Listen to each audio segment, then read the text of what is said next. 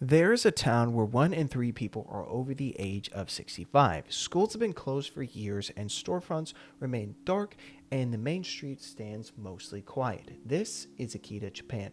That isn't a preview, it is something that is already happening.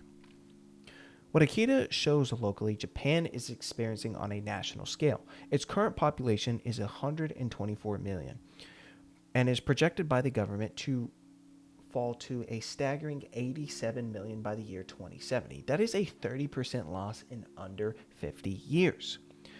Now, why is this happening? Well, Japan's fertility rate is at a staggering 1.2%, which is below what is needed to sustain its 2.1 population. Marriage rates have been falling. Raising a child there is the most expensive in the G7, the world's largest economies, which makes starting a family financially unattainable. The consequences are economic and structural collapse.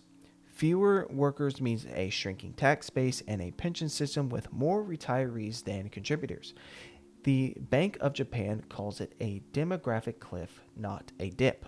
Schools are closing all across the country. Some have been even converted into nursing homes. Villages are losing its residents with no plan of recovery in sight.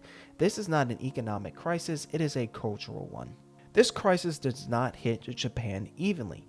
In Tokyo still holds 14 million people, but in rural Japan, some communities have passed away to the point of no return. The divide between these two areas of Japan is widening. Now, Japan's response to this massive problem is child subsidies are up by 30%. Parental leave reform is expanding. Regional grants are trying to bring young families back into depopulated areas, but experts warn it may take up to 30 to even 50 years for any of this to show in its demographic results.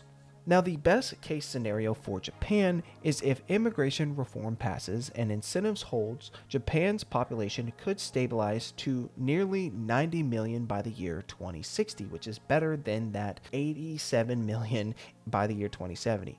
The worst case scenario is that Japan spirals out of control and it becomes a case study in demographic collapse. This is where visual communication becomes essential. Data exists. The research is thorough, but statistics alone do not move people. Design is how we close the distance between what is known and what is felt. Now, the people that really need to hear this messaging are the young people of Japan. Young adults between their ages of 20 and 30 are those who determine what the future of Japan will look like in the next 20 to 30 years.